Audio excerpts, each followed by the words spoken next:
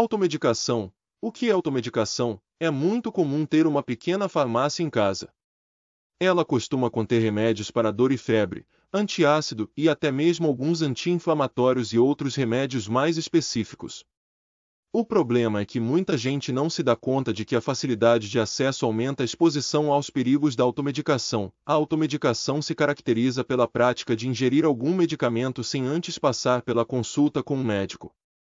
Consiste em se medicar por conta própria sem o aconselhamento ou o acompanhamento profissional. Nem a certeza de um diagnóstico. Você sabia?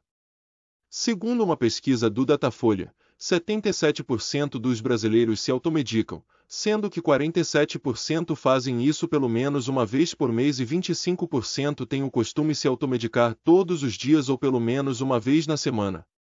Vamos conhecer os perigos da automedicação. Ao fazer uso de medicamentos sem prescrição, ocorre vários perigos, por exemplo, reações alérgicas, pois os medicamentos são compostos por diversos princípios ativos, quando se faz o uso indevido ou combinado com outros produtos.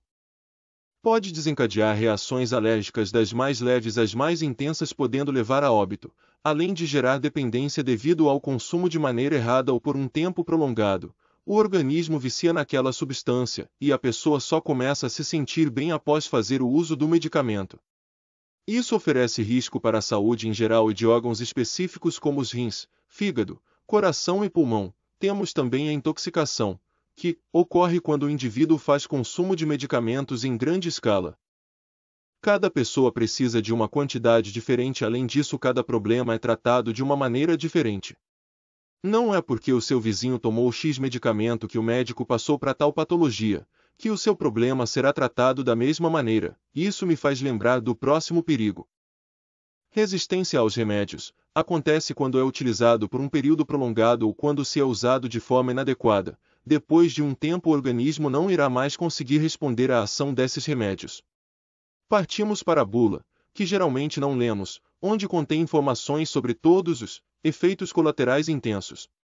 Até os remédios que são considerados inofensivos podem causar efeitos colaterais e as reações irão variar de pessoa para pessoa. Outra grande preocupação com a automedicação é o atraso no diagnóstico. Geralmente as pessoas tomam remédio para tratar os sintomas, mas vale lembrar que o sintoma é apenas um sinal para avisar que algo está errado, ou seja, ele pode não ser o problema ou a doença em si.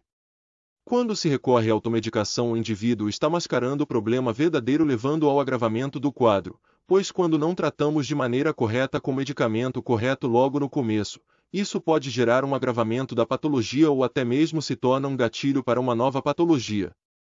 Vocês notaram o aumento das visitas a farmácias durante a pandemia e presenciaram a falta de medicamentos nas prateleiras. Isso se teve devido ao consumo desenfreado de fármacos nesse período, causado principalmente pelo bombardeio diário de fake news tanto em grupos do WhatsApp, quanto nas redes sociais sobre medicamentos ou até mesmo receitas caseiras que combateriam a Covid-19. Você sabia que os remédios caseiros, famosos chás, tão usados na pandemia, também é considerado uma forma de se automedicar? Sim.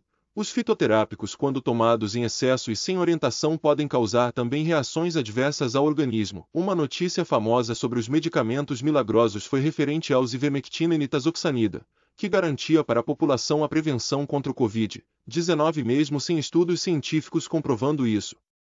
A automedicação sempre existiu no Brasil, apesar de ter um alcance maior durante a pandemia. Essa sempre foi uma realidade cultural de alguns brasileiros. Sob esse viés, a dificuldade em acessar um atendimento médico adequado nas unidades de saúde acaba sendo um precursor dessas situações, pois a população recorre a seguir o conselho do vizinho, copiar a recomendação que o médico deu para outra pessoa, dobrar a dose do remédio para fazer efeito mais rápido, e a diagnosticar sozinho suas enfermidades.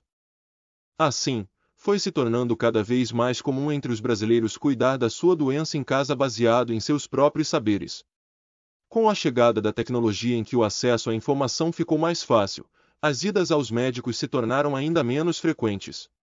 No entanto, como já dito antes, nem todas as informações no Google são verdadeiras e não devem ser seguidas sem uma confirmação médica. Para concluir, esperamos que vocês entendam que remédios são substâncias perigosas, que precisam ser utilizadas com sabedoria e responsabilidade.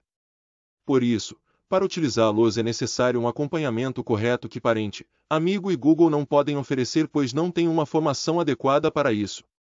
Às vezes a dor que você está remediando por conta própria pode ser sintoma de um problema maior, que se não cuidado só vai aumentar. Se persistir os sintomas, o Google não deverá ser consultado.